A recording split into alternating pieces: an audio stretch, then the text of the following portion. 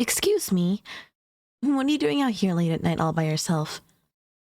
You must be so brave, seeing as it's so dangerous, walking the roads at night.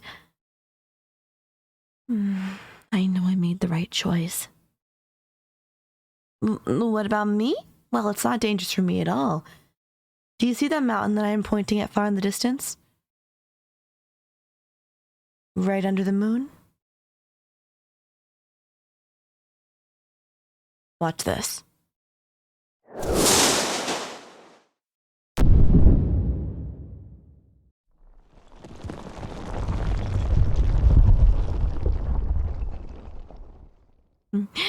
I blew the peak right off, see? There isn't much that could survive a blast like that, especially not in this forest. Also, I can see in the dark, so nothing is going to be sneaking up on us.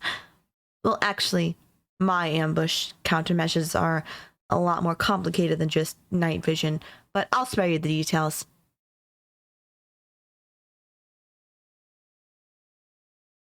How did I become so powerful, you say?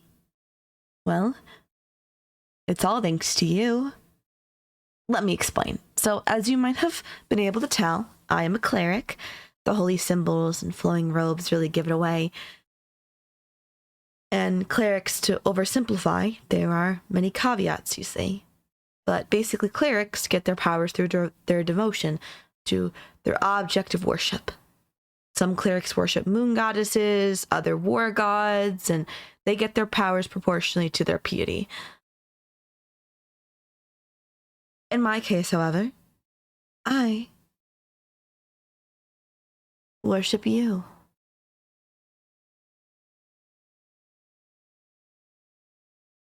And since there is no one and no case of devotion anywhere greater than mine, I am the strongest cleric you will ever find.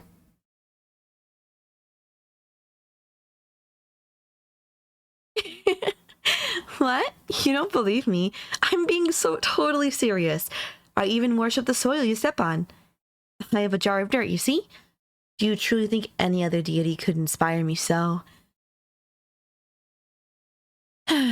Here, let me roll up my sleeve. Do you see how I carved your name into my skin? This was one of my first acts of dedication to you. Back when I was just a novice, still stuck casting petty cantrips. It's so nostalgic, but I quickly moved past that. In the past, you know, I lived in the slums. Each day was a struggle for survival, whether looking through trash for food or squatting in infested abandoned houses for shelter from the rain. But then one day, I met you. I had begged you for food, and you took me to the side and gave me your meal. I thought you were the most generous soul in the world at that moment. But then it got better. After I had finished eating, you gave me what I imagine must have been all your money that you had, and some advice on how to make the most use of it, and no less. It was at that moment I knew there was no one to worship but you. When you told me your name, I instantly committed it to memory. I often repeated it constantly to myself, overjoyed to have your name on my tongue. It was like a prayer, putting me in a trance-like state. And then after I started doing that, I noticed changes. When I fondly recalled the taste of your gift, I found I could mend wounds. When I thought of the rage of being so far from you, I found I could inflict them. And when I remembered the warmth of your smile, a blanket of light enveloped me, protecting me as a sanctuary.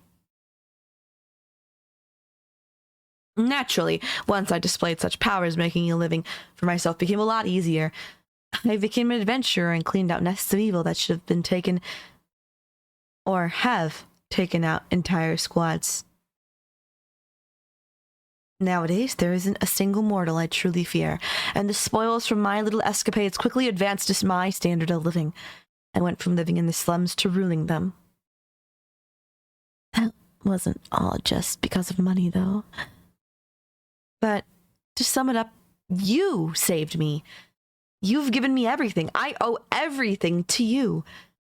I know I can't ever truly repay you, but that won't stop me from trying. That little carving on my arm of your name, it's nice, but that's just little baby shit compared to what I'm actually doing for you. I mean, remember how I told you I rule the slums? No, that's because I started preaching. About you.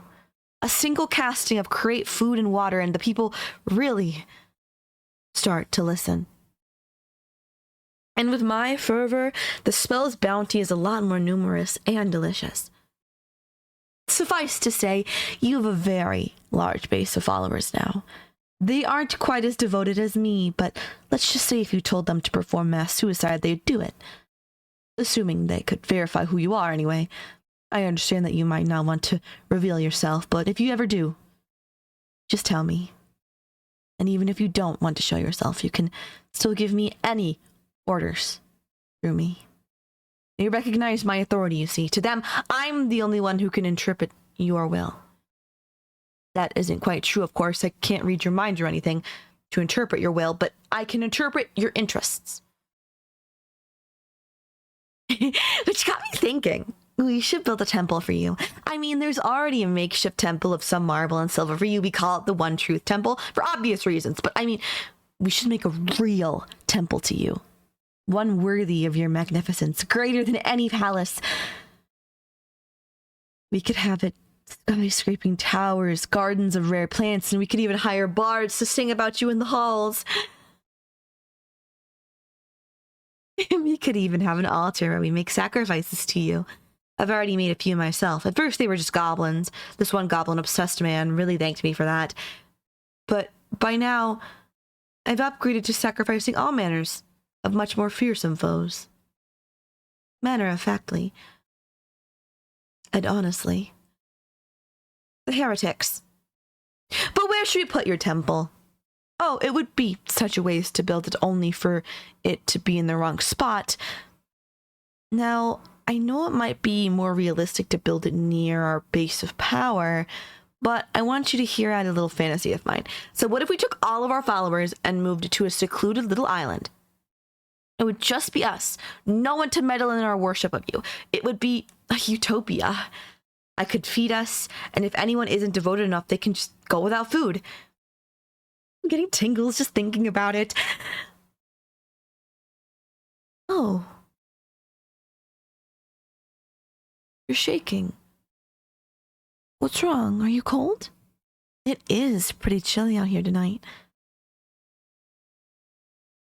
Tell you what, I'll summon us some shelter and you just get some rest, okay? I'll still be here when you wake up. Because I'm never leaving you. Please like and subscribe. Thank you so much for watching.